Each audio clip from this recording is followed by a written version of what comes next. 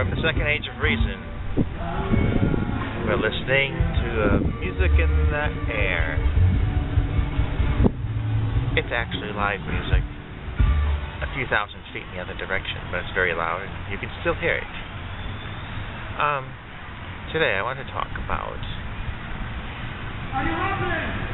our minds. What does the mind do, and how do we exchange ideas between our minds, and how do ideas spread amongst the people and cultures and nations and things? Because I think you can see the wind is blowing. I think ideas blow in the wind. It may not be a meteorological wind like I'm experiencing right now, but I think there's mind winds, psychic winds that are blowing left, right, up, down, in, out, turn, twist, and any other dimensions you can fathom. The ideas come across, and suddenly it sort of seems funny how we all know about it at the same time. Part of it is we have media that picks up on these ideas and sends it to all of us, but your minds receive it different ways, depending on if you're facing into the wind, or against the wind, or sideways to the wind, and it pushes you in a direction. I think there's a lot of ideas that run through us, and I don't know if we're supposed to react a certain way based on the way the ideas cross our minds. Do they cross this way, that way? I don't know. But I want to think about these ideas, and you get them and you circulate them about, and sometimes you think, is somebody trying to make me feel a certain way? Or is the way that the thought direction blowing making me feel a certain way? Because I think sometimes our minds are like out there like little antenna screens picking up on this. And then we all come down with an idea. There's sort of like the factual part of the idea, and then we have the opinion part of the idea. Do you think the idea is true? Do you think the idea is a lie? Do you think the idea is relative or absolute? And these persuade the culture in general. So, would you please comment below on what you think about ideas, if they are just directly transmitted person to person, media to persons, or do you think they just kind of float out there and you pick them up as you pass through those areas, in common with other people, of course?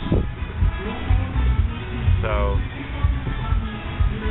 the other thing is, I'm noticing the wind here blowing, and it moves the trees and the leaves on the trees a little bit. But under the ground, did you know that the roots of a tree are nearly as big or spread out as much as the tree's branches are? And under the ground, maybe the wind is not like the wind above the ground blowing, but the wind might be like the rainwater flowing through the earth. Or maybe the worms under the earth. Or maybe the dirt is shifting about. And that's a sort of a wind, but it's in a different density.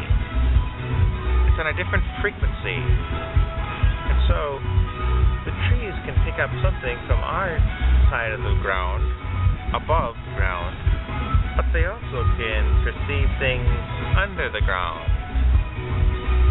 It's just a matter of idea. Of course, it's the same concept as like with our minds that pick up stuff. Does a tree have a mind? Maybe, maybe not.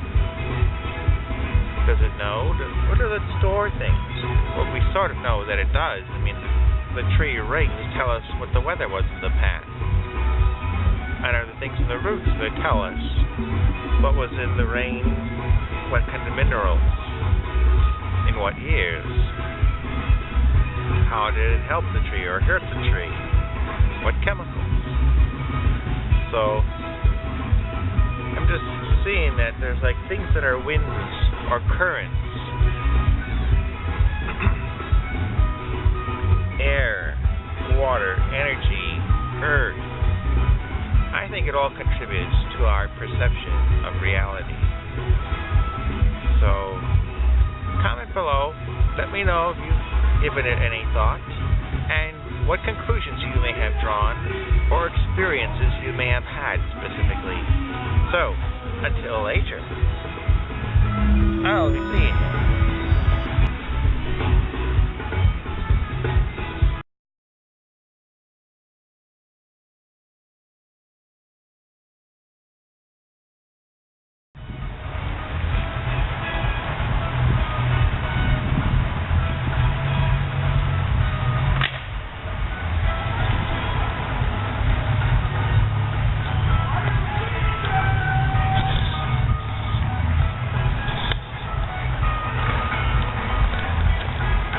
Just as a matter of trying, here is a maple tree, quite an old one. I want to ask it a question.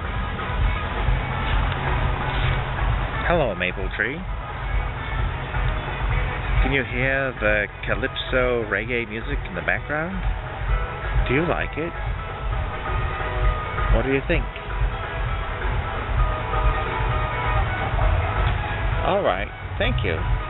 Spoken maple tree language, of course. Not everybody understands it. So, well, someday I will have to give a presentation about extracting maple syrup properly from maple trees. I know about it. I haven't actually done it myself, but I know about it. So, until later, we'll be seeing you. Say bye-bye, maple tree.